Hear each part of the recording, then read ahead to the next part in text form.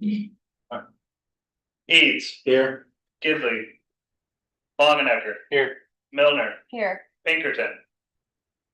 Rupchuck Schaefer. Here. Secor. Here. Sellers. Here. Webster. Here. Wendell. Here.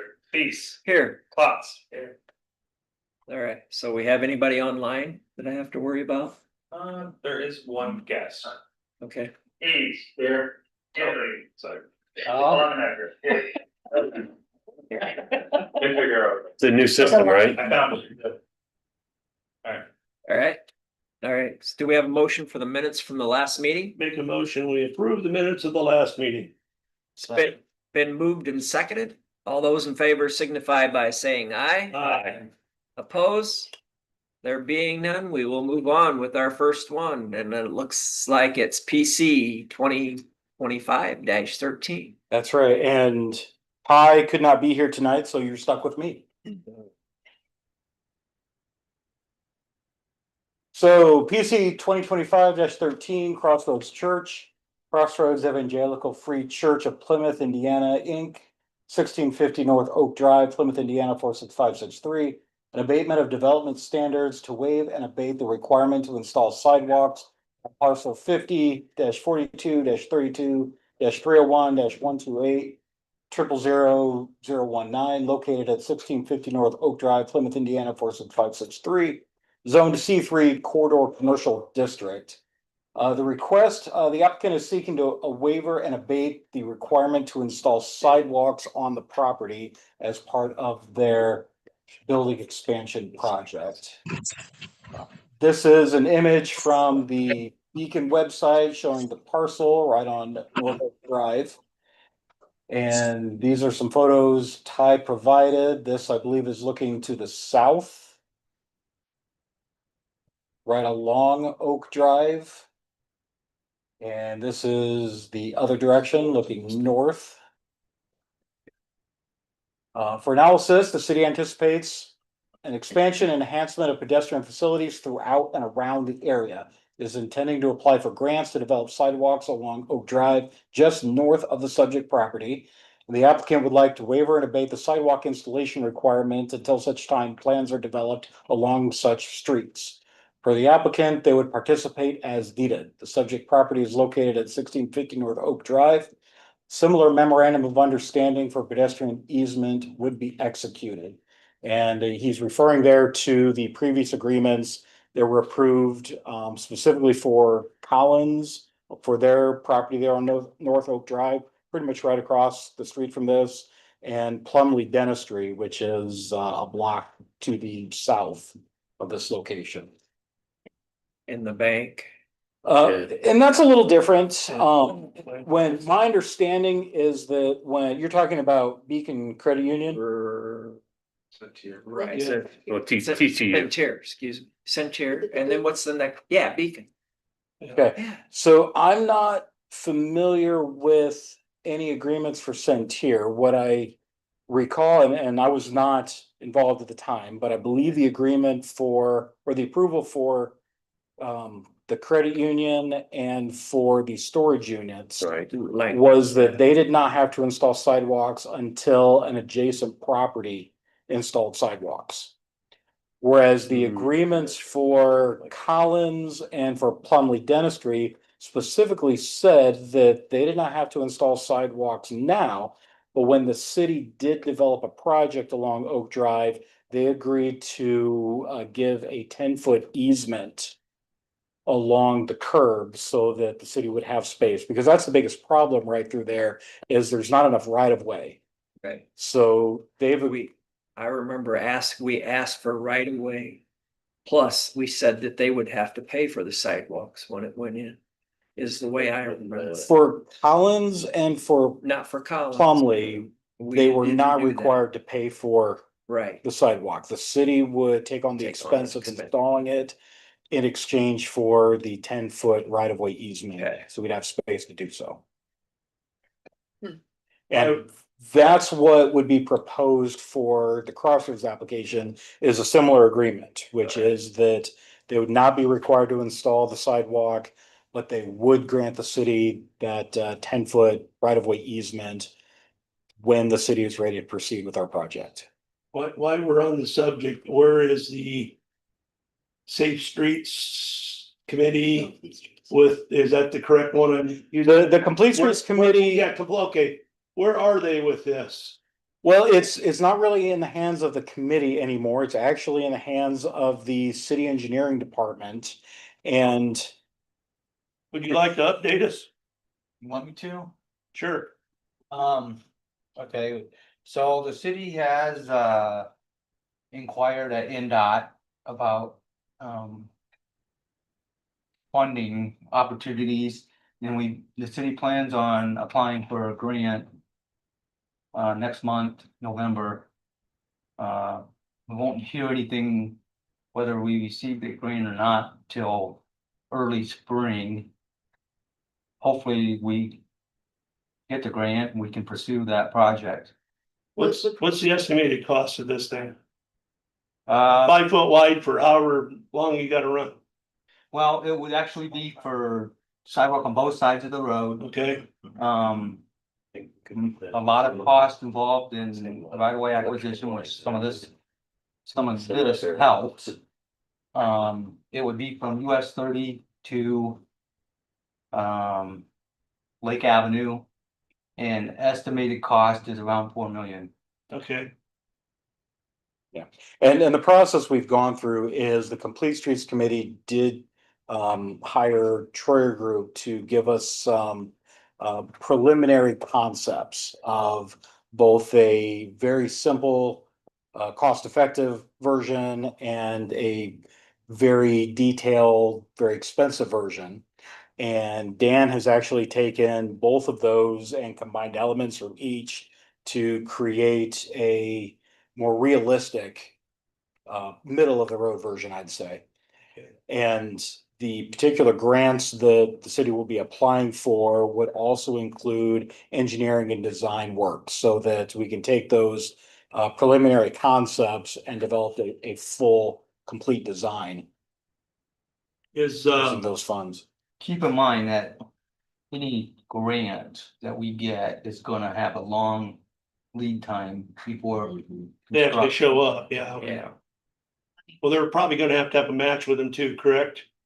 yes, we would have to have a matching. Now, when it comes time for the match, is the city got any ideas about going back to Collins and Church and Plumley's and asking for donations for this? In lieu of, they don't have to put any money up now. Right, so one of the major expenses with a project like this is right-of-way acquisition. So that's the benefit of agreements like what's being requested tonight.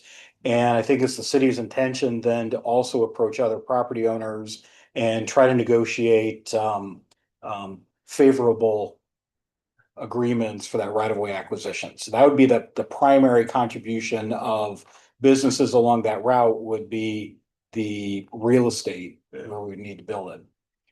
I think I'm concerned that it feels like we've given exceptions to what we wrote. You know, the vision was we would require new development to have sidewalks. Mhm. And it feels like we keep on saying, well, in this case, it's okay, or in this case, it's okay. And I hear loud and clear that, you know, the plan is to pursue a grant, but as you rightly noted, that timeframe is very long, right? And there's no guarantee that we will get that. Whereas if we stick to what we wrote in the ordinance, we could have sidewalk at least in front of this church. And I feel like it's somewhat frustrating that we keep on saying, well, let's just wait, let's just wait. The bad thing is we've set a precedence now. And we can't do for one that we haven't done for the other. And I think, and I certainly And I understand understand where you're. the position from the administration's perspective. I would say that if it was purely speculative, then I would probably agree with you. But in this case, along Oak Drive, we've identified the project. The city council has made clear that this is a top priority. They want the pedestrian infrastructure along Oak Drive. Second only to a fire station, you know, on their priority list. So there's a strong motivation among both the I would say the mayor's office and the city council to move this project forward. And a sidewalk in front of the church would be great, but we would anticipate that they're not going to build it to the width and the specifications that we want for that corridor. They would build it to probably what's the minimum requirement Which is in the what, ordinance. Jeff? What's the minimum? 5 foot wide. Dan would be able to Why answer is that. the minimum, I don't know. Yeah. Kind of like the You're right. sidewalk on Gibson Street. What's that? so a lot of places in town, we No. let the developer build the sidewalk. And they put it on their property instead of the city's right of way. And that creates somewhat of a legal battle if somebody gets hurt or something, liability issue, I guess. And then they don't build it to the proper ADA standards. They don't build it to be uniform for the entire road. You Can't get we- hot So how are they spots. But not, that- how are they not held to that? Why aren't they? Yeah. So public really comment just needs for to be, that? standards. we For need to ADA. have preliminary engineering done. The grant would pay for that. And that would help us move forward, but the issue is, there is no right of way along Oak Road for, property owners there to put their sidewalk in. So we need to acquire that for use by the public. I hear what you're saying. I guess I'm a little confused. Are some of our sidewalks not ADA compliant that are being put in? They should be, Okay, but when you have private development putting, the city does not have enough control. Does the city have standards for ADA sidewalks in our nice little thick book? We have sidewalk standards and those standards do meet ADA requirements. We also then have an maybe- ADA transition Maybe we plan need to change that then. for sidewalks that were developed or installed before the ADA requirements or under old requirements. but I'm talking. We have an ADA transition plan. So for the new sidewalks, yeah, I think. I don't know what the ADA requirements are, if they're different on private property than Shouldn't be. public. I don't know that. I think the bigger concern is even if it meets ADA requirements, if the church were to install a sidewalk now, like Dan said, it would be on their private property. The city would not have control over that right of way. When the project on Oak Drive moves forward, the city would have the expense of, first of all, acquiring that right of way. And then the expense of removing that existing sidewalk in addition to the installation that would be planned. Is it- By doing it this way, as we've done with, again, with Collins and Plumley, they would be donating that right of way to the city, so we wouldn't have the expense of acquiring the land. And then it would be fresh ground that Mhm. all we'd have to do is Is the install. lease expenses for acquiring the right of ways, is that already baked into the 4 million or is that on top of the 4? That is in the 4 million. Okay.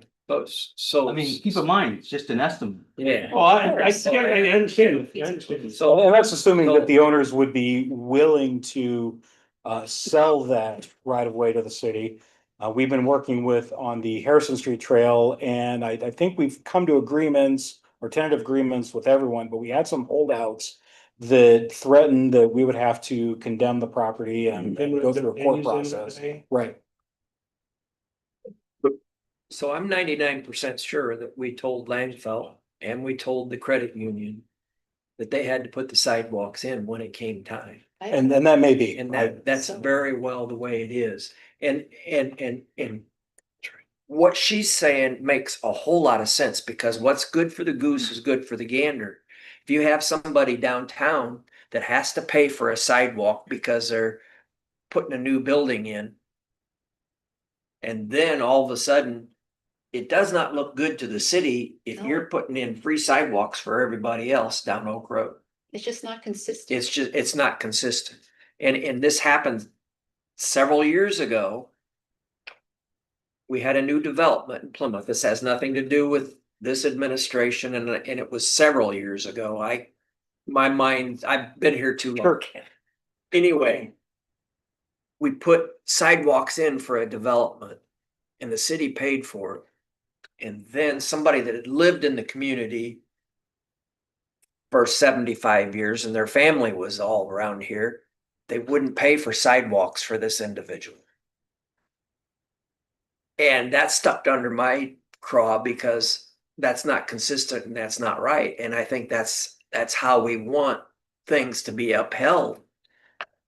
And that's Doug's theory. So you can take it or leave it, but that's And my. I understand that, and I don't want to diminish any of those points. Again, though, looking at this from the planning perspective, from the administration's perspective, we're looking at what is the most cost-effective way to get the entire project installed. Like Dan said, it's planned to extend all the way from US 30 on the north to at least to I think we're going all the way to Hillcrest, right? Stairway 17 Yeah, on the Hillcrest, south. Lake Avenue, right where So, the 3 point. With a project that big and a price tag like that, we're looking to make it as cost effective as possible.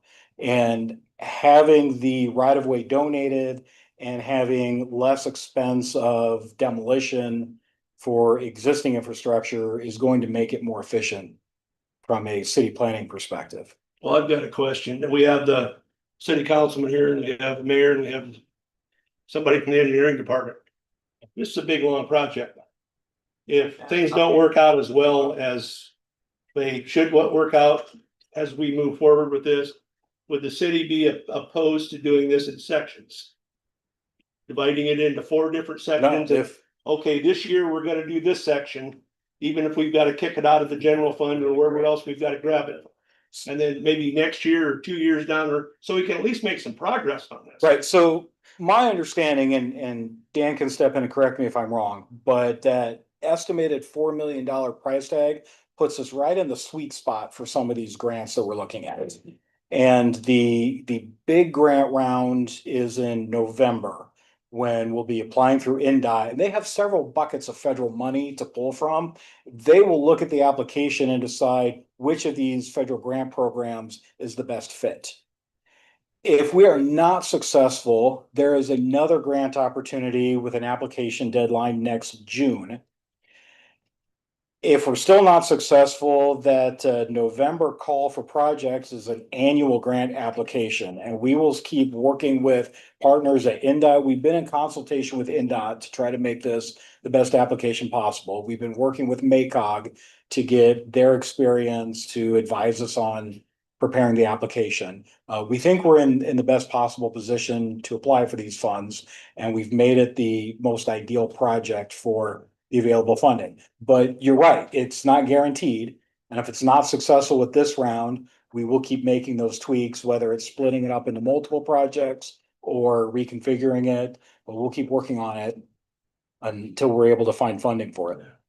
Also not guaranteed everybody's gonna give us the easement.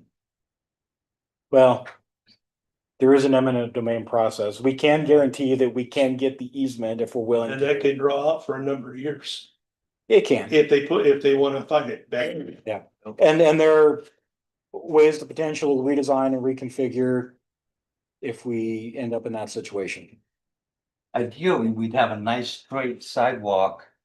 When you start hodgepodging things, gets, Yeah, you know, right. I'm the same. I know what you're saying. Right. I have one last thing if I could say on this, Sure. okay? If I can put my words together tonight. There's enough younger people that sit on this board and on other boards and everything that they have to remember the next time we got somebody that wants to we're gonna widen a street. And if we don't have sidewalks, we need to put those sidewalks in at the same time you widen the street. Why would we ever widen the street? Well, we did Oak Road. They don't widen streets, they make them smaller. It's not smaller, They do in yeah. front of Wendell's house. But you need to think these things through. I mean, of course, it's easy to sit back and say now, because it's like putting the cart before the horse. It's it's happened. Yeah. Now we need It to make certainly it has. right. And Jefferson And- Street's happened and- too, and so there you go. one I knew he thing- was waiting on that. I think that if you look at some of these different projects the city is working on at a conceptual stage, one of the big differences is having a full-time plan director and having the complete streets committee. There's a lot more forethought that's going into it. It's not just what is the best thing to do right now. It's what is our future plan for this part of the city? How does it connect with the rest of the city? What is the long-term goals? So there is, I think, a lot more planning that's going into some of these decisions than maybe was done in the past. Somebody here representing Crossroads. Well, why don't we go through the rest of the All right. presentation? I have a question and follow-up questions. So. Yeah. And we kind of skipped around on that. Ty would have been much more disciplined with you. I just reminder that your decision criteria are the 4 items here. You have to consider the general welfare, unique property conditions, the physical context of the request, and the plan intentions.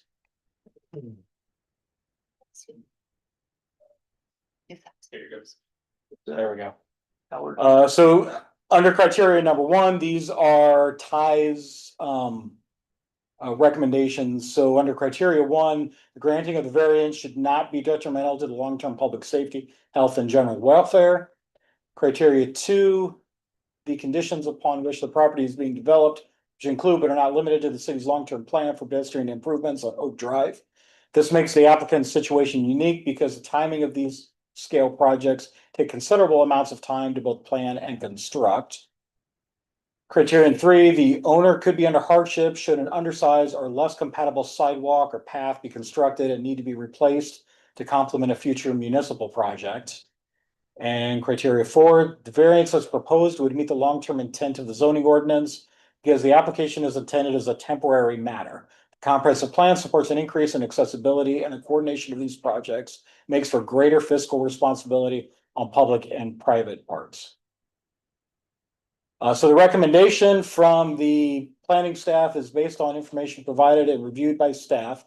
It is recommended to support and approve the proposed variance with a condition that the provided MOU terms be acceptable to the mayor and city attorney. And that MOU would be identical to the one that was approved for Plumley Dentistry.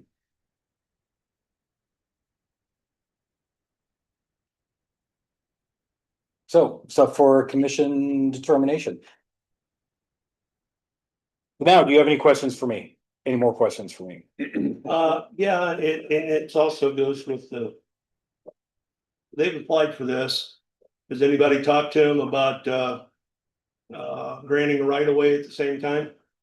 Yeah, I was not involved in those conversations. I know that Ty spoke directly with them and they reviewed the memorandum that was created and approved for Plumley Dentistry. And that would be the agreement. So if you approve the request, I would recommend that it be approved subject to them that. agreeing to that identical memorandum and having a notation being recorded With to evidence with that prop- memorandum. okay. Which is again, exactly what we did with Plumley Dentistry. Do we have anyone here from the church? Oh, okay. Do you have anything else to add, sir? No, we would want to partner as best as we could with the city. Sorry, you need to come up. I'm sorry, yeah. Please come up and state your name and address, and we can go from there. Thank you. Social security number, your mother's maiden name, all the usual stuff. Jason Steiger, executive pastor. Do you want the church's address or my home address? The church is fine if you. Church 1615 North Oak Drive. Here in Plymouth. Do you have questions? So you have been in, when you brought this up, you have discussed the right of way. Is that correct? It is my understanding that we have agreed to the same terms as what Plumley Dentistry Okay. has. Yes. Yeah, we would want to partner with the city as best as possible. I don't have anything other than that. Anything else for you? Do we have to open it up to the public? Okay. Make a motion, we open it up to, for a public hearing. Second. It's been moved and seconded. All those in favor signify by saying aye. Aye. Opposed? There being none, does anyone from the audience have anything to ask or in favor or against? Do I have a motion? Make a motion, we close the public hearing. Second. It's been moved and seconded. All those in favor signify by saying aye. Aye. Opposed? All right. I thank you, sir. Thank you. Do we want to vote or make a motion, please?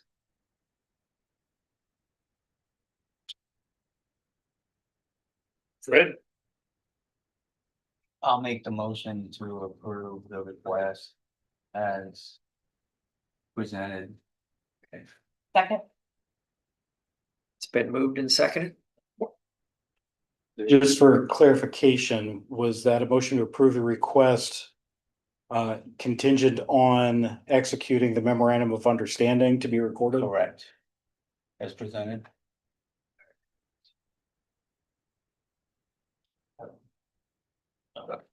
All right, there's any other questions?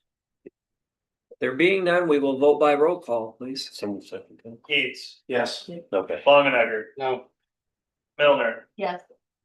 Upchuck Schaefer, No. Seaport, Yes. Sellers, Yes. Webster, Yes. Wendell, Yes. Peace. Yes.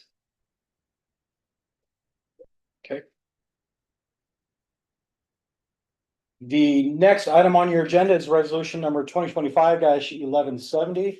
An order of the Plymouth Planning Commission determining that a resolution amending the declaratory resolution approved and adopted by the Plymouth Redevelopment Commission conforms to the comprehensive plan and approving said resolution. So this, we've been through this fairly recently. In order for the Redevelopment Commission to spend TIF funds, the expenditure has to be part of their TIF spending plan. The particular item that they are considering is a contract with R Squared Solutions, which would do an efficiency analysis for the Plymouth Aquatic Center to determine what could be done to save on utility costs, essentially. R Squared has indicated that they feel they could save as much as 50% of the current utility costs, which would be substantial. But they need to do a deeper analysis before they can finalize their recommendations. And in order for the Redevelopment Commission to approve that $16,000 contract, it has to be added to the spending plan. That process is several steps. The first is that the Redevelopment Commission passed a declaratory resolution. The second step is it comes to you. The Plan Commission simply reviews it to make sure it conforms with the comprehensive plan. If you agree that it does, it goes to the City Council for them to make the same determination. And if they approve, it goes back to the Redevelopment Commission for a public hearing and final consideration. So again, your role is to determine if the proposed expenditure conforms with the Plymouth Comprehensive Plan. So in reviewing the comprehensive plan, this particular project was not specifically contemplated. However, the Aquatic Center is called out as an example of collaboration, which is one of the 3 tenets of the comprehensive plan. It specifically says that Plymouth engages in strategic infrastructure development, actively participating in the construction of vital community facilities like the Bardwell Aquatic Center. These endeavors underline Plymouth's dedication to innovative partnerships for the collective benefit of the community. So, although the comprehensive plan does not identify any specific projects related to the Aquatic Center, it does highlight the Aquatic Center as an example of the collaboration that's called for in the plan. And I believe it also can tie with the various well-being improvements that are specifically geared toward some of the park and green space areas, but certainly apply to a community athletic facility like the Aquatic Center. So that's my explanation. If you have any questions, happy to answer them. Who actually owns and controls the Aquatic Center? If, you know, it was original, then they had to reorganize. And So where are we at now with everybody? It Who's is- on the board and who it appoints is who? not finalized, but we are nearly complete with the final documentation. A new LLC was created, Plymouth RDC Center LLC. And that LLC will own title to the real estate and the facility. That LLC is wholly owned by, or will be wholly owned by the Plymouth Redevelopment Commission. Do they make the appointments to the board then? So there is still a master lease. The LLC that owns the property will continue to lease it to Marshall County Health and Wellness. And that board has 3 members, one appointed by the city, one appointed by the school corporation, and one that was formerly appointed by Ancilla, but they will likely not be participating. So that third one will likely be selected by the 2 others. Is this gonna all start like January 1? Is that what you're shooting for? Actually, we should have it wrapped up here pretty quickly. Okay. So this, the redevelopment actually controls the whole building and everything, is that correct? Indirectly, they control the LLC that owns the property and has the lease. I mean, the lease gives certain rights to other parties. Okay, are there meetings in this pool open to the public? I'm sorry, was, Are the meetings, the board meetings they have, are they open to the public?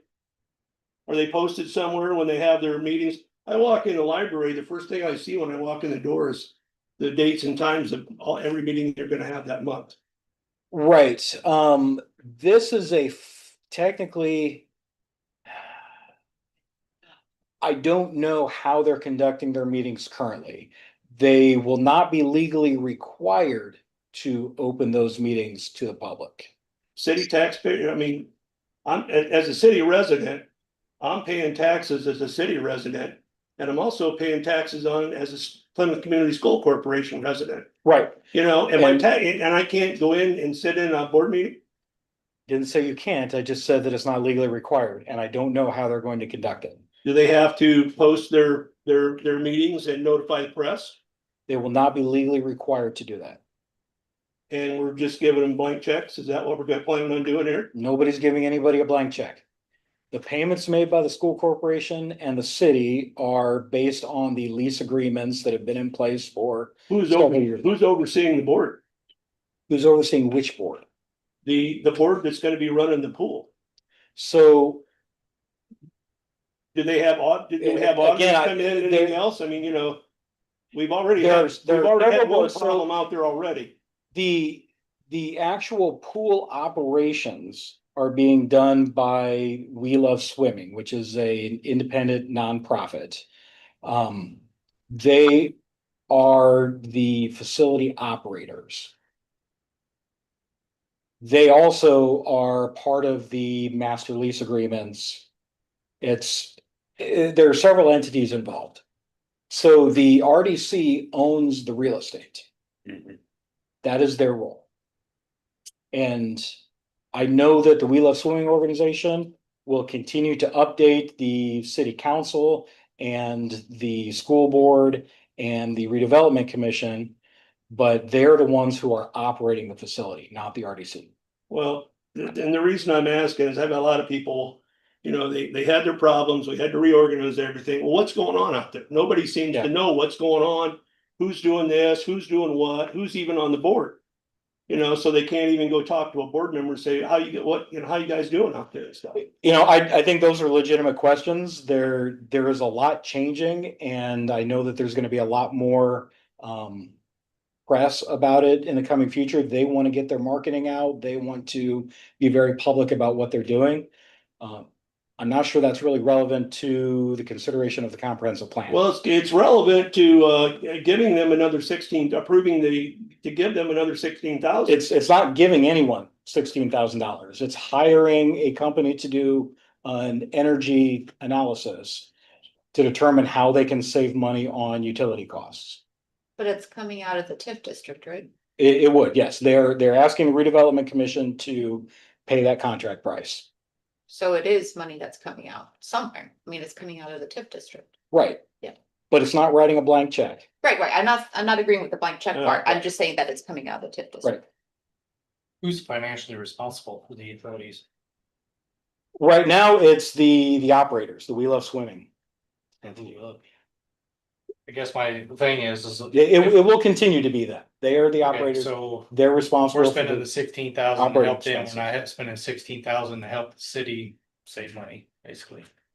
16,000 to help them to make sure that they can keep operating a public good for the pool. Does it make more sense to have this conversation after the pool is organized and all of whatever you guys are working on agreements wise are finalized, so we kind of know what we're dealing So, with as a finished product? Realistically, it makes more sense to have this conversation at the redevelopment commission meeting, because they're the ones who have to decide whether or not to spend the money with this. So what are we tasked with for the You're- planning commission? You are tasked with the simple question of, does spending money to determine cost saving efforts for the Plymouth Aquatic Center conform to the comprehensive plan? So I would argue I don't know the answer to that if I don't know how the aquatic center is organized. Right? I mean, I don't know. I don't know if I could answer that question unless I know how the aquatic center is being run. I thinking out loud. Sorry, go ahead. So no matter what we say, yes or no, it still has to go before the city council. It still has to go before the city council, and then it All still has to go ours is back to the redevelopment commission. All ours is a recommendation. It Or is, no, non-recommendation. it's not a recommendation, it's a determination of whether or not it conforms to the comprehensive plan. Well, it's gotta be a recommendation if we're stopping it. If we say no. And it gets stopped right here. It's not the same, when we're talking about a recommendation, that's for updates to or amendments to the zoning ordinance. The statute for amending a zoning ordinance says that you make a recommendation to the city council and they approve any ordinance amendments. This is not the same procedure. This is a review of an amendment to a TIF spending plan for the redevelopment commission. And because you are the body that creates and adopts the comprehensive plan, you are the ones who determine whether a certain action by the redevelopment commission conforms to the comprehensive plan. But does it still go to the city council if we say no? It still goes to the city council. Well, no, if you say no, it Oh, can't be completed. That's what my question. Yeah. Right, if that's your question, you have a hard stop So if you these, deny it. these people, they came to the redevelopment and gave their spiel, both the newly formed board RDC and also E Squared, which laid out their proposal to do the study, correct? Right, They're so. not doing it behind closed doors. No, they worked with We Love Swimming to learn about the facility, try to identify ways to create efficiencies. We Love Swimming would like to contract with them to do their analysis. But because they are newly reorganized and they're still trying to catch up from some previous financial problems with the aquatic center, they don't feel that they can spend the $16,000 right now for the analysis. So they came to the redevelopment commission and asked redevelopment if they would make that as an investment within the TIF district. Similar to some of the other investments redevelopment has made for other entities throughout the redevelopment commission is willing to consider it. They've not made a final decision. They can't make a final decision until they have a public hearing. But they did adopt the declaratory resolution to start the process so that it can go through these steps and go back to the redevelopment commission to hold a public hearing and make final determination. Right now, to me, it sounds like we're gonna spend money so that they can spend more money so that they can save money. A little bit. It's kind of how the world works. It's kind of how the world works. Well, my biggest gripe is they're not open enough to everybody. That's my gripe. Is they're not, they haven't ever been since they started the thing. Nobody ever seems to, we never get any updates. We get a little bitty press clipping once in a while, maybe it's all fluff and that's about it. There's enough, the city either through redevelopment or whatever They're spending a lot of money out there and they're on the hook for a lot of years. You know, let's see a little responsibility from the other side to at least Right. make sure everybody's informed. Have you been out there in the last few months? Yeah, I was just out there before I Okay. came because I wanted to look at the parking lot. I talked to Greg Hildebrands today and I asked him because at one time MCEDC was a pass-through corporation for that. They still own the parking lot and the lot next door. Right. And I'm looking at this thing and I'm looking at solar panels and I'm looking at where are they gonna put them? Are they gonna put them in the parking lot over the cars? They don't even own the parking lot. Are they gonna put them in the grass field farther to the west? You know, how are they gonna work this out?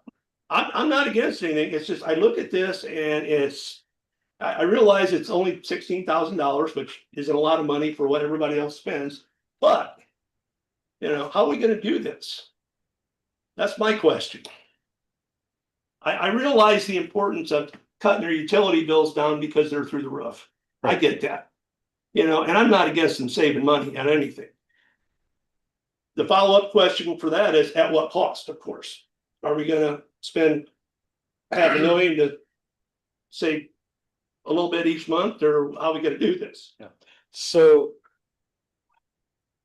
I think the short answer to all of that is, like I said, I think those are legitimate questions. And I think the appropriate place to ask those questions would be at the public hearing in front of the redevelopment commission, because those are the things that they have to consider in deciding whether to contribute $16,000 to cover this contract expense. So redevelopment holds the purse string, so to speak, of the TIF district funding. Yes, We are tasked with looking at this proposal and deciding whether the expenditure of the 16,000 out of the TIF district conforms to the comprehensive plan. so not necessarily looking at the proposal, but looking at the resolution adopted by the redevelopment commission. So if you take out R squared completely and take out the details that are included in this proposed contract, the question before you is, if the redevelopment commission chooses to spend $16,000 to have an analysis done to determine how the aquatic center could save money on utility expenses, Does that, would that action conform with the comprehensive plan? it's a weird question. That's just a weird question. I'm just I don't gonna put it write the out there. law. It's I a just- odd one. Okay. Well, unfortunately, this is the only opportunity we're gonna get to ask the questions that were asked. We're probably not gonna get it anywhere else. Come to the public hearing at the redevelopment commission. That's all right, that's your plan. That's the forum for those questions. We beat that to death. So you're asking us to say that doing a study on saving utility costs conforms to the comprehensive plan. Yes, partnering with the aquatic center to do the study, to contribute the funds to do the study, to hopefully save on utility costs, I believe does conform with the comprehensive plan. And your job is to determine whether or not you agree with that. And you believe that because the aquatic center contributes to the health and well-being, and it was a collaborative project, I believe that if you look at the text of the comprehensive plan, right? the aquatic center is only mentioned in one place, and it's mentioned as an example of the types of projects that the city engages with in for collaboration. I believe that although the aquatic center is not specifically mentioned in the list of goals, what's on these poster boards back here, there are several of them, both in the collaboration and in the well-being headings of the comprehensive plan, that are focused on recreational facilities throughout the city. And that even though it's not an outdoor park space, that the aquatic center also is a recreation facility within the city and is very similar to the goals that were expressly stated. And the council has to approve the appropriations for this. Not an appropriation, no. Or, I'm The sorry. council essentially makes the same determination that you're making. Does this Okay. conform Gotcha. with the comprehensive plan? The redevelopment commission then decides whether to actually spend the money. Yeah, 'cause they already had the money appropriated. Right. Gotcha. Do we have anybody here from the aquatic center by any chance? No. Not tonight.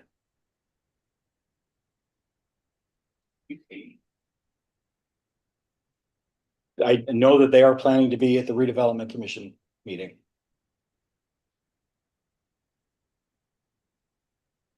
Okay, so we don't have to open this up to public. No, it does not require a public hearing tonight. So do we have a motion? I make a motion, we approve the 16,000, we'll kick it down the road. So technically, you can't approve the $16,000. Okay, What you can do is approve the resolution that says that the I make a- declaratory resolution. make of a the more RDC motion, we approve the resolution. Second. It's been moved and seconded. Any other questions? Kind of beat this one to death too. Yeah, because we are doing that tonight. All right, so we'll vote by roll call, please. Eads, Yes. Milner, Yes. Chuck Schaefer, Yes. Longenecker, No. Secor, No. Sellers, Yes. Webster, Yes. Wendell, Yes. Peace. No.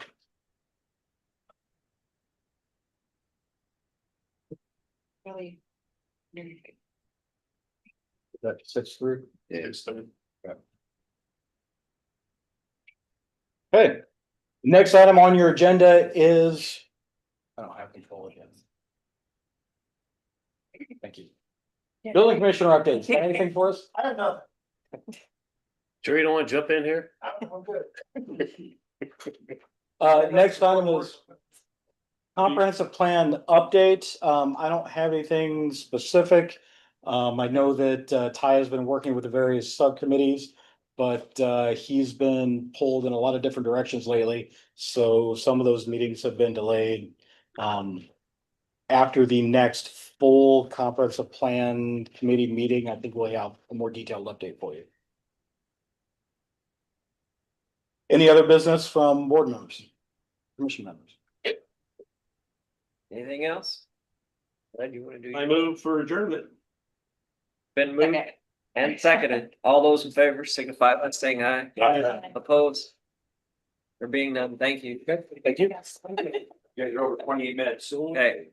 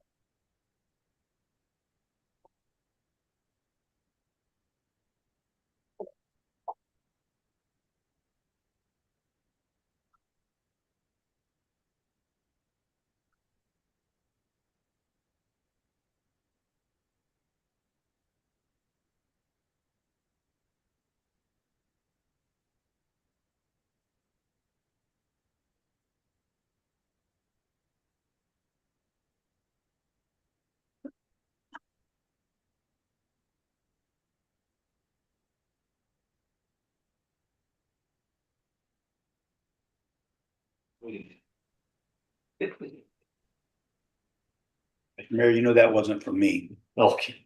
You got a quorum? Yeah, Yeah. three's all we need. I'm calling the September 7th, 2025 meeting of the Board of Zoning Appeals to order. We'll begin with roll call. Garner's absent. Secor, Here. Gidley. He's absent. Richie. Absent. Wendell, Here. Jacobs. Here. The minutes of the last regular meeting of August 5th, 2025 were distributed to the board members via email or mail. Are there any corrections? Nope. If no, I'll entertain a motion to approve the minutes as presented. You make it, I'll second. I make a motion. Second. I have a motion and a second. All in favor, say aye. Aye. Thank you. First on the agenda is BZA 2025-19. Jeff, would you present for us? Yes, I would love to. So BZA 2025-19, Johnson, Gary and Heather, joint husband and wife, owners of 12515 Meadow Drive, Plymouth, Indiana, 46563. The variance of use to permit backyard chickens on the property at parcel 503294 00093 00018, located at 12515 Meadow Drive, Plymouth, Indiana, 46563. Zoned R2 Suburban Residential District. So the request is a variance of use to allow backyard chickens on that parcel located at that address. Here is the Beacon website map of that parcel. You can see it's at the very end of Meadow Drive. This shows the green highlighted sections are platted subdivisions.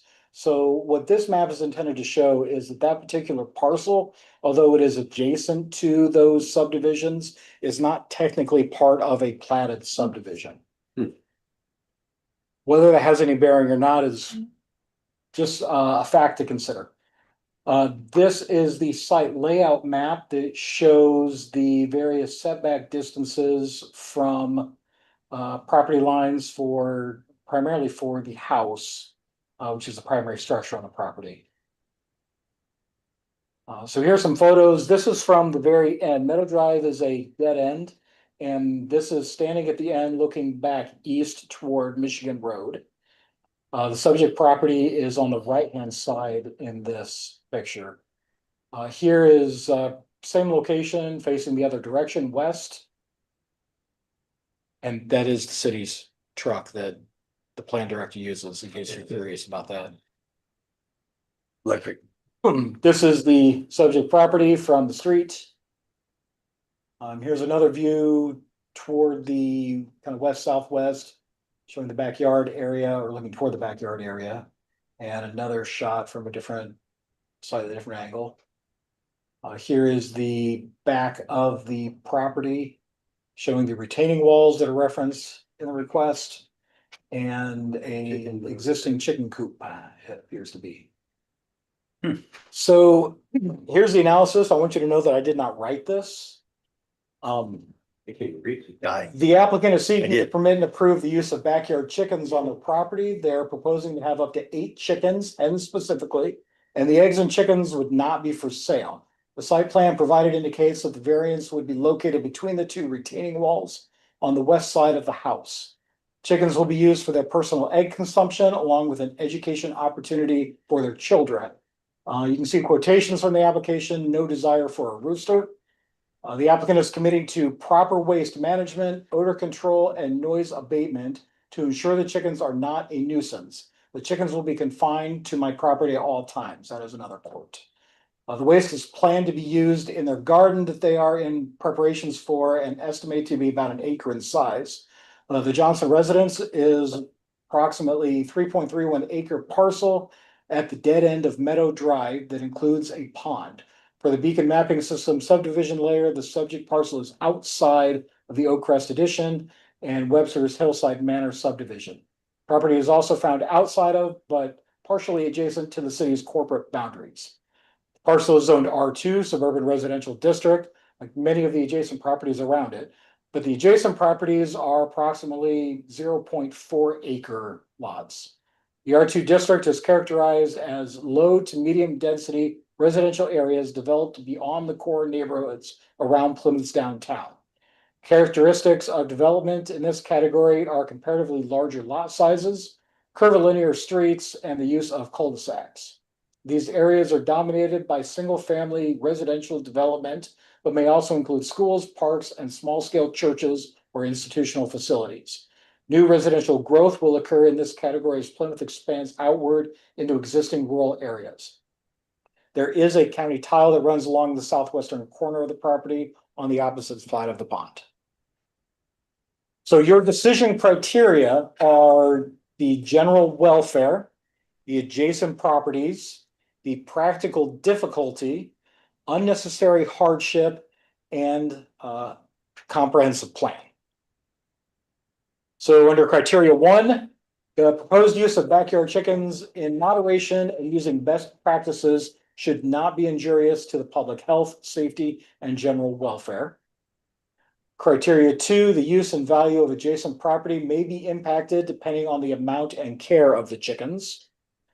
Criteria 3, the strict application of the ordinance would not permit the proposal based on the base zoning of the parcel. Criteria 4, the strict application would not permit the proposal. And under criteria 5, the comprehensive plan for the future development character map supports suburban neighborhood. That land use classification preserves Plymouth's charm while accommodating the needs and preferences of property owners. It also promotes a balanced approach. The suburban neighborhood character area ensures that Plymouth's character thrives while catering to modern preferences, seamlessly blending comfort and community. So here is the recommendation based on the information provided and reviewed by staff. Staff recommends approval of backyard chickens, but up to only 6 hens on the 3-acre parcel with the following conditions. That's a little tougher. The use is limited to female chickens only, no roosters. The keeping of the chickens shall be limited to non-commercial purposes. Chickens shall remain confined by either a coop or run. Coops shall maintain a minimum of 2 to 3 square feet per chicken, and runs shall maintain a minimum of 5 to 7 square feet per chicken, or as best practices suggest for both structures in the industry. Confinements are recommended to be set in a permanent location, but may be mobile, provided in any instance that they meet the minimum setback requirements of the zoning district and are not permitted in the front yard. Manure storage shall maintain adequate covering and shall not be any less than double the setback distance of the zoning district requirements. The confinements, excuse me, coop and run shall be designed and constructed in a way that works to prevent animals from getting in or out. And confinements shall be open to periodic inspection by the City of Plymouth zoning administrator or designate. So those are the staff recommendations. Now it is up to you for consideration. Thank you. You guys have any You're welcome. questions of Jeff? Yeah, I know that we've gone down this road before with chickens. Was there a minimum size lot that we had? Didn't we throw around 5 acres at one time? Mm-mm. So there are provisions that were added to the zoning ordinance a couple of years ago that do allow for chickens in is it the R1? R1 Okay. zoning classification. And I don't remember what those area requirements are, Okay. but I know that it was definitely different for chickens than it was for other livestock. Right. Thank you. You're welcome. All right. Just to give you a heads up, when you get to the public hearing portion, there were a few emails sent Okay. that I will read into the record when you're ready. Okay. Thank you, Jeff. I appreciate it. Will the petitioner or representative please step forward to the podium? Please state your name and address for the record.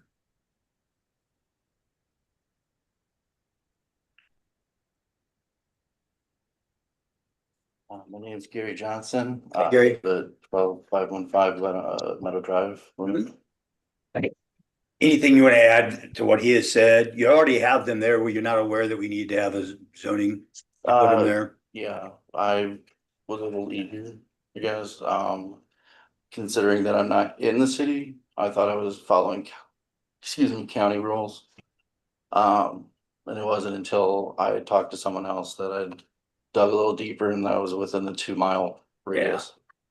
There's also about a quarter mile down the road, some cows, so I figured same size lot, chickens. You have easier to maintain the cows, but Gotcha. Within the 2 mile zone, we have to get the permission, so Mhm. anything else you want to add to what he's already provided?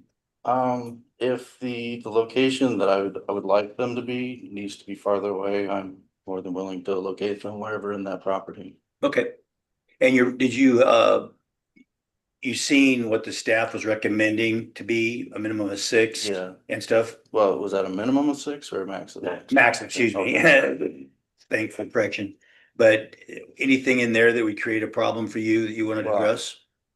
As you saw, I have them already. Yep, but their staff's recommended us to only allow Right, 6. So I have 8 right now. Mhm. I only ordered 6. They gave me 8, so. Yeah. I'll have to get rid of 2 of them. Mhm. Okay. If depends how the vote, the 3 of Yeah, us I mean, vote, we've not decided If it's anything. possible to get 8, that'd be great, but if need to be, I will go down to 6. Okay, well, we don't even know if we'll be able to, I'm just trying to find out before we get going Yep. into everything else.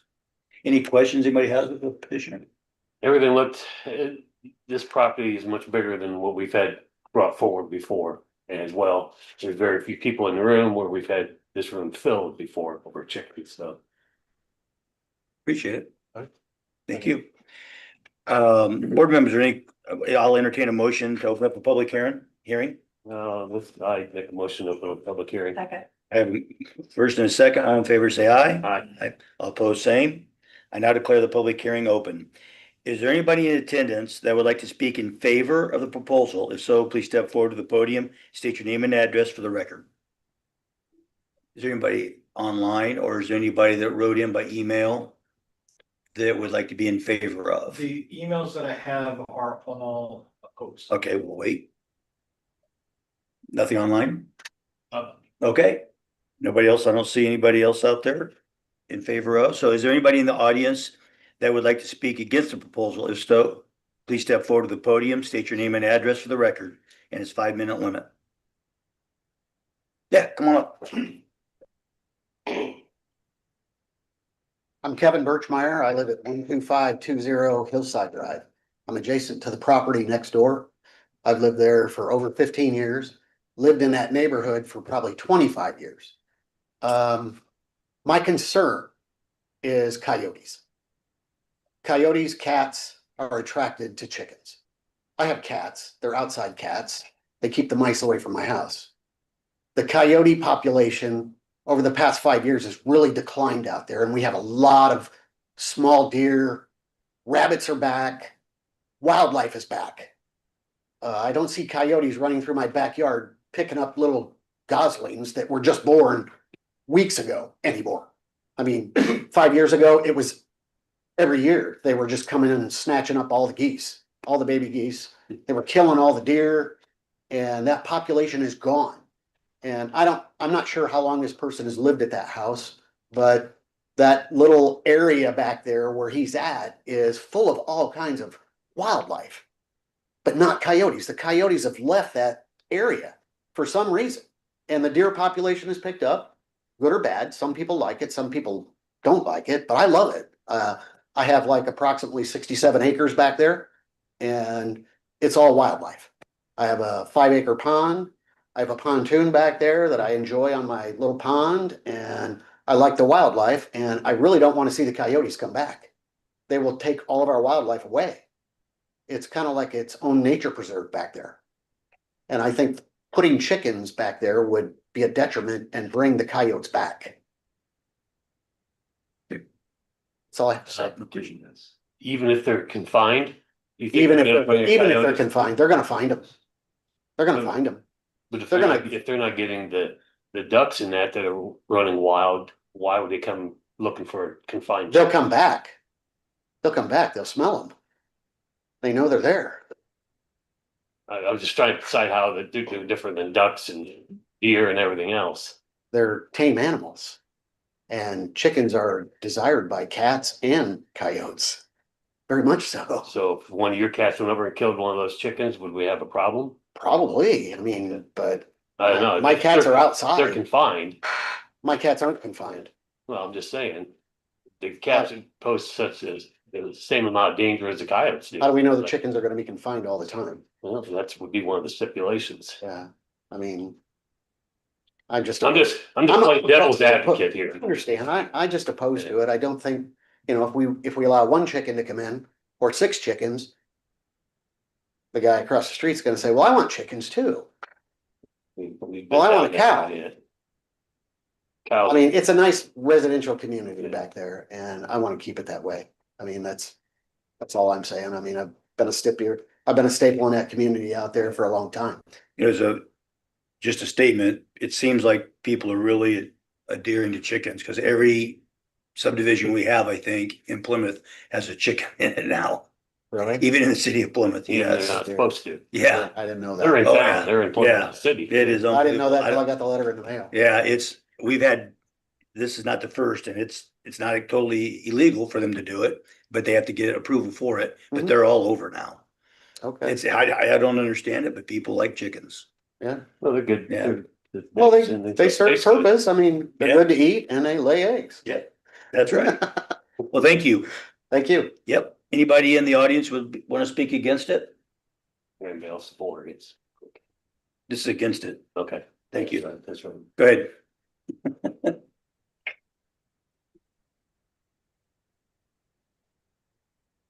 I'm Dan Wagner. Dan? I live at 10643 Dennis Drive. I have more questions than I do comments regarding anything else in Sure. regards to that. And I agree with Mr. Birchmeyer on a number of things when it deals with the coyotes. Probably should add raccoons to the issue there too, and other attack. The questions that I pose are dealing more with indicated manure disposal. Spreading that on a garden, I assume it'll be tilled in and not just laid on the top, so we would have an odor control problem. And what are you gonna do in the winter time? Yeah. From that aspect of it too. Now, chickens normally have a production period of 18 months. What's gonna happen to the chickens once the production period is done? Are we going to butcher the chickens? Are we gonna let the chicken population grow? Are we Are gonna you asking hear- us? No, I'm Oh, asking I these thought- questions here Yeah. for the board here to consider. So when I go through and I say, what's gonna happen to the chickens? Is the population gonna grow beyond the 6 that are recommended? Or are we gonna hear chickens being slaughtered in the backyard and disposed of by being buried in the backyard? And not buried deep enough that the coyotes and other critters will go and try to dig these up, and we'll see carcasses laying around. What are the restrictions on that?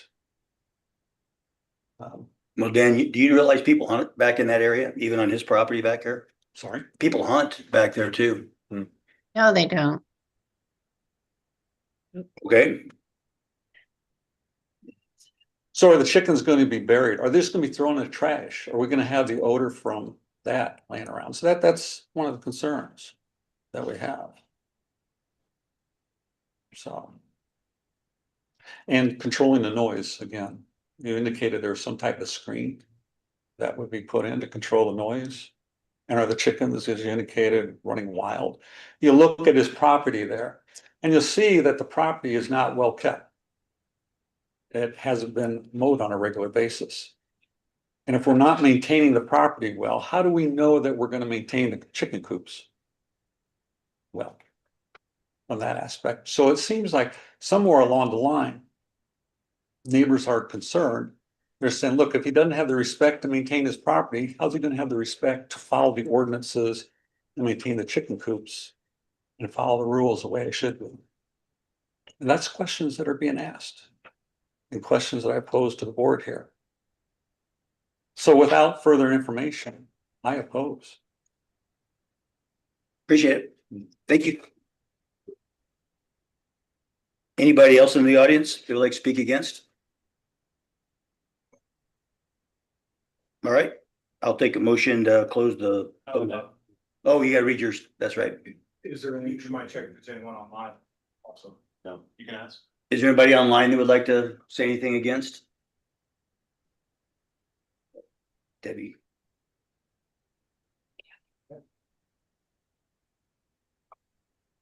Then I have 4 emails that were received by Ty Adley. The first one is from Tammy Shirk. No address is indicated on the email. It says, I am sending this in regards to the letter I received from the city about my neighbors petitioning to raise chickens. My problem with this is that they have only mowed their yard about 5 times this year. There are weeds growing by the house. Things are not being kept up. They haven't made any efforts to be friendly. I worry with the way they take care of the property that we will have more animals, coyotes and such coming up closer to the houses, especially if you add chickens to the mix. The former owners always kept everything mowed all the way to the pond and around the pond, and that kept most animals out, except for the geese and deer. I guess my main concern is if they are not taking care of the property now, are they going to properly take care of chickens? I know chicken poop smells bad. I grew up on a farm. I don't want that smell when I walk out into my yard. Where will they put the chickens when or if they do clean the cages? I don't even know these people, but judging by the way they haven't kept up the property, I would have to say no on the chickens. Thank you for listening. The next email is from Melissa Shanks. Again, no address is given. This email to the Board of Zoning Appeals is in reference to a variance of use requested by Gary and Heather Johnson. Their request is to permit backyard chickens on their property located at 12515 Meadow Drive in Oak Crest subdivision. We are neighbors to the Johnsons' backyard. We have 2 points to make. The first is that we do not mind 6 chickens up by the Johnson home. The second is that we do object to having the chicken manure disposed of in their backyard right next to ours. If this is the plan, it is unacceptable to us. Bruce and Melissa Shanks. The next email is from Debbie Dunning. Subject is variance of use request 12515 Meadow Drive, backyard chickens. Dear members of the Board of Zoning Appeals, I'm writing regarding the variance of use requested by Gary and Heather Johnson to allow backyard chickens at their property located at 12515 Meadow Drive in the Oak Crest subdivision. As a resident of Oak Crest for nearly 40 years, I take great pride in the care and appearance of our neighborhood. Our community is known for its well-maintained homes, manicured lawns, and welcoming environment for families. While the idea of backyard hens raised some concerns, such as potential noise, odor, pests, and possible impacts on property values, I understand that many of these issues can be mitigated through responsible ownership. The absence of roosters would help reduce noise, and a clean, well-maintained coop should minimize odor. My primary concern involves the attraction of predators. We already have coyotes, raccoons, and foxes in the area, and the presence of chickens could increase their activity. This could pose a risk not only to pets and chickens, but also to local wildlife, such as the deer and fawns we regularly see in our backyards. If this variance would be approved, then how many more residents in the subdivision would also make this request for chickens? I would recommend that the board voting against this request to maintain the residential use of Oak Crest subdivision. Thank you for your consideration. Sincerely, Debbie Dunning, 10440 Sherrill Court, Plymouth, Indiana, Oak Crest subdivision resident. And the final email was received from Amy Gerard to Board of Works and Mr. Adley. I think she meant the Board of Zoning Appeals. The subject, chickens in residential neighborhood, Oak Crest. Dear board members and Mr. Adley, I'm writing to express my concerns regarding the possibility of allowing chickens in our residential neighborhood of Oak Crest. Chickens are traditionally considered farm animals and are not suited for residential subdivisions like ours. Oak Crest has a long-standing reputation as a well-maintained and desirable residential area. Many of us take pride in our homes, landscaping, and overall property appearance, investing significant time and resources into maintaining this standard. If one household is permitted to keep chickens, it may open the door for many others to follow, potentially altering the character of our neighborhood. I do not support the presence of chickens in our residential neighborhood. Property values may be negatively affected. Personally, I would hesitate to purchase a home next to a property that keeps chickens. Should the board choose to allow chickens, I strongly urge the implementation of strict guidelines, including no free-range roaming, no roosters, no waste deposits near neighboring property lines, no odor or smells that impact nearby homes. Thank you for your time and consideration on this matter. Sincerely, Amy Gerard, 10641 Sherrill Court, Plymouth. That's all I have. Thank you. Board, I'll entertain a motion to close the public hearing. Yes, You sure can, we can. have the applicant come back up. Back up. I'm sorry. No, you, I don't. You want to address some of the concerns that they had about the disposal of the carcasses, the disposal of the manure? What's done when they're laying, When life is over with? So my plan for when they stop laying eggs, I have family members that raise chicken up in Michigan. I plan on having them take care of the chickens for me. I will eat the meat and then ideally start over with fresh chicks. In regards to the manure, I plan on compost, like I mentioned, I wanted to start the garden. We did soil tests earlier this year and there's no nitrogen in the ground, so. This chicken manure will help remedy that. That's also why I've let the grass grow, is because when you constantly mow it, you're just pulling those nutrients out and dumping them. And if you want animals, having that grass there is gonna attract more animals. You want the deer, that grass is gonna bring the deer. With, excuse me, with them confined, I've seen cats, just watch them, they can't get in there. It's right next to my house with, I got a couple dogs. I don't see coyotes being an issue. I've yet to see a coyote in the year that I've lived here. Yeah, I'm not sure what else I can. Anything else? You, thank you. Yep. So now I'll entertain a motion to close the public hearing. Motion to close public hearing. Second. I have a second. All in favor, say aye. Aye. All opposed, same. I now declare public meeting closed. Jeff, there is only three of us. I have no idea what everybody's thinking. What happens if we have to have all three vote one way or the other? Or what happens? I was afraid you were gonna ask me that. I believe that as long as we have a quorum present, a majority vote of those present is sufficient. It's different from the plan commission where they have to have a majority of the members, not just those present. I mean, you'll be the one defending it, so I just want to make sure you understand what we'll get ready to do. So with that, if there's no more additional questions from the board, I'll entertain a motion, approval, denial, or other recommendations as the staff alluded to, the recommendations for or against, if you, or whatever, at this time. So does anybody have a motion they want to make? I'd like to make a motion to deny his request. Based on the fact that well, I hate to say this, but we've denied everyone else but one. And then especially in the subdivision, even though he's technically not in the subdivision. And That's not a true statement, but I'm okay with your comment. and the neighbors and people of the subdivision have made a pretty good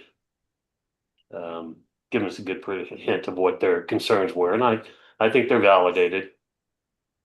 Property values, and we've been down this road so many times.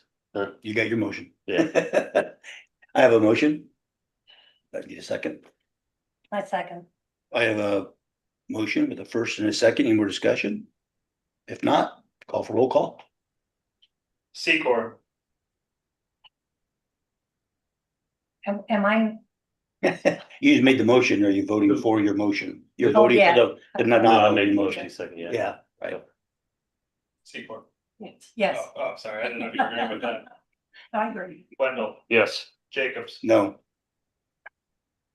So it passes. The motion passes, which denies the request. Yep. So they'll get rid of the chickens. Okay. Okay. Building commission, I don't think there was anything else we have. Do you have anything else for us? Okay. Nothing, Jeff? Nothing else. All right. Make a motion to close the meeting. Okay. All in favor, say aye. Aye. All right. Close.